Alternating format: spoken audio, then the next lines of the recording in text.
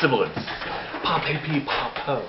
Okay, well, in the break, which took about 3 hours and somebody died, I've remembered to talk about what kind of tools you need. We have some people working on weapons right here. It's really hands-on. It's like reality television. Tools are kind of a funny thing with making weapons for any length of time. I've been making Boffer weapons for an embarrassingly long length of time into my adult life, 12 years, 13 years. And you just accrue tools, you just collect them. But the basic ones that you really need to make a lightweight Boffer, or really any Boffer, is a knife, a sharp knife, probably the most important tool. And by sharp knife I mean a knife that you can sharpen, which is kind of a lost dark art that not a lot of people know. So you may not be able to do that. This is an open nail, it's a French kind of knife. They're very, very cheap for the level of like basic use you'll get out of them. I mean, they're expensive now because they're somewhat trendy. I paid $8 for this. William still know. I had to pay double that. Yeah, you had to pay 16. But I've had this for 10 years. It's a little bit black with rust, and I've resharpened it a zillion times, but it always works. It's got a liner lock. Very, very simple design. It's been around for 100 years or so. It's a good knife. It's a good length for cutting stuff if you know how to resharpen it. So I recommend them if you can get it. If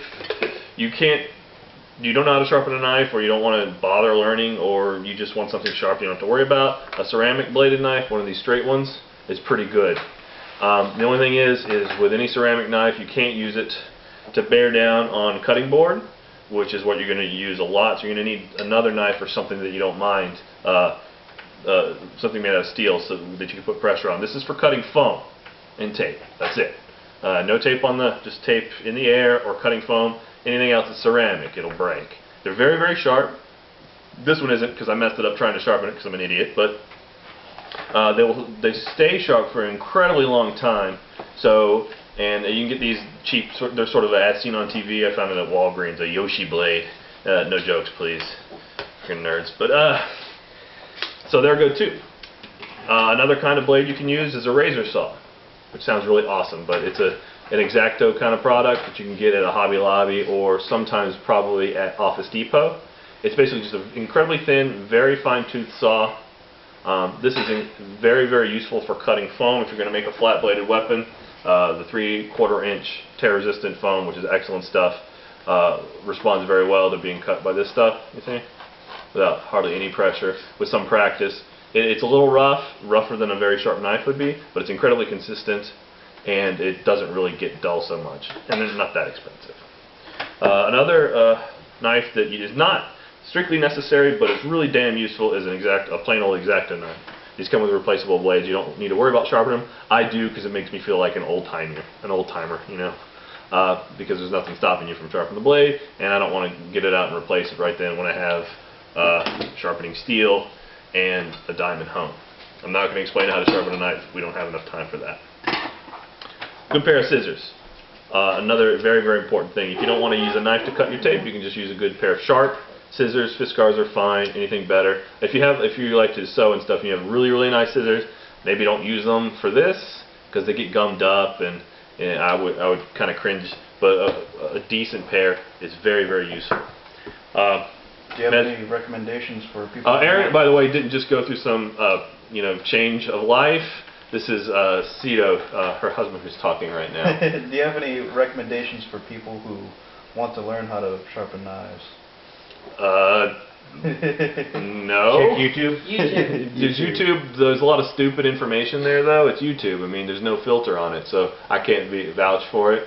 It's a good skill to have, especially if you have kitchen knives, which you should if you're cooking on your own, and that's the best tools you have in your kitchen. Better to have good knives and cheap cookware than cheap knives and good cookware.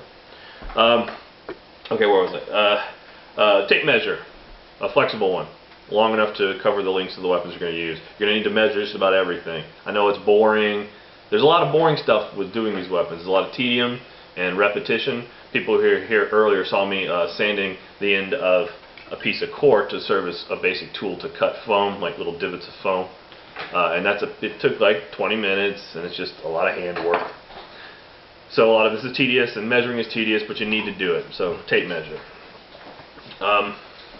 You can use the metal ones, but I find that first of all, they're metal. You're dealing with a lot of foam that tends to cut, and you like to be able to go around contours with this very easily. Let's see. They're like 99 cents at Walmart. Sharpies, fine point Sharpies, incredibly useful. I use black for any old foam that isn't black, and I use normal size metallic silver Sharpies for everything else. You can see that it shows up pretty well on core, you know, and it'll show up really well on black, Dacron, just about everything. It's good stuff. You can use it also to color white Dacron to silver to make it look nice. Let's see. Oh, sanding blocks. If you've done any woodworking, is it, by the way, is it seeing? Because I don't know if it's even showing what I'm doing. If you've done any woodworking, you know how to make your own sanding block with a piece of wood and sandpaper and tape or whatever, or staples. But these are cheap. It's just a foam, open cell foam block with pretty rough grit sandpapery stuff on it. They're cheap. You find a big block of them with 20 or so, and they just happen to be perfect for almost every use that we use. They're perfect for sanding cores down so they're smooth. They're perfect for sanding PVC, for sanding the bevels on a flat blade, which is an incredibly important part of the process. And when they get messed up, throw them away. They're, cheap. Good for sanding your nails too, or calluses. Okay, so that's the tools. You need more than that. I can't cover all of them. Oh yeah, adhesives. Spray adhesive, we're going to be using this a little bit today if we don't kill ourselves with it, because we are indoors. I use 3M 77 for everything. You can use the high strength stuff if you're really paranoid about it, but frankly, once this cures and once a join is done properly, it won't come off. And in fact, if you glue a weapon to its core and you somehow wear it out and you want to replace it, it's kind of a chore to get off. But with Dacron, the life of the tape is so long that it roughly mimics the life of the weapon, and I've never seen it be an issue. There's a way to get it off with scraping. You can reuse the core; it won't ruin it. You do the saw? Oh yeah. Other adhesive, Crazy Glue. I like the Crazy Glue with the little. I don't know. They changed their sort of setup here.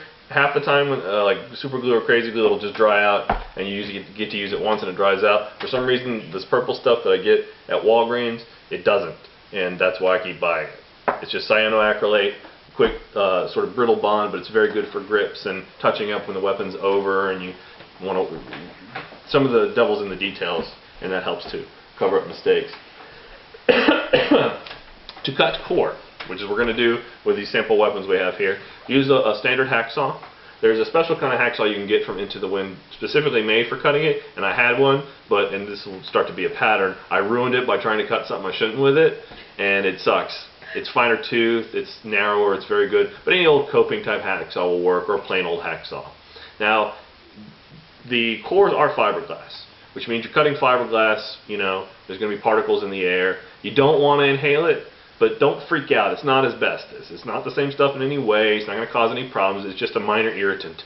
Fiberglass dust is classified as a minor irritant in these household situations. Just don't breathe it in. I used to be paranoid about it. I put a mask on when I did it, but it never did anything. What you do want to do, because it will get everywhere, is to cut a core. You actually have a pretty convenient trash can. You put the core over the trash can, and you lean in, and you saw through. Sean, okay. Mr. Introduce yourself. The small trash can area? Yeah, he's got one over there. Introduce yourself if you don't mind. I'm Sean Harley. Yes, he's going to make 2 short swords. Yes. Here with a 505 core. Basically, he's already marked very nicely with the marker where he's going to cut. Now, cutting fiberglass is a little weird. You don't want to just go straight down through it, because if you splinter, like sometimes wood will splinter, it'll make a splinter that goes up, and it's really unsightly, and it can you can cut yourself on. It's very fine. So what you do is you start to saw. You get it started in one area, you move it a little, get it started in another area, go around and around, like sawing a little bit out of it, and you keep doing that. And that way, you'll have it completely cut all around the outer diameter, and minimize the chance it's going to split off from the surface. It still may happen. It's not a big deal if it does, but it just minimizes it. When you have it all the way around, like sort of half cut that way, then you can just sort of proceed and go through the rest of it, and you'll know when it happens. So if you want to get started with that, try to keep this as straight as possible. Yep. Oh, this will be exciting for viewers. Oh, sorry. Watch the men. There's trash in there already. Excuse our waste products. Next, we'll watch paint peel. I don't know.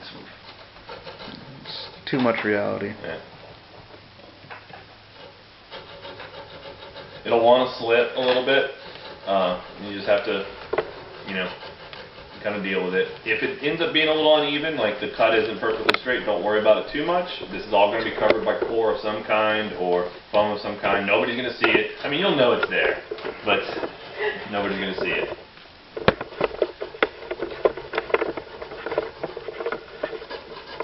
How deep should you first?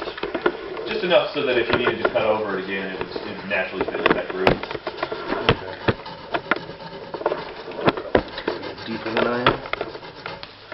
Being very careful. That's not a bad instinct.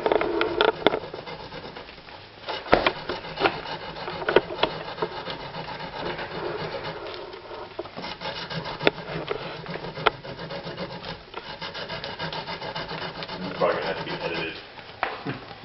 Yes, likely. You can turn it off and we'll just pick up when he's about to cut through.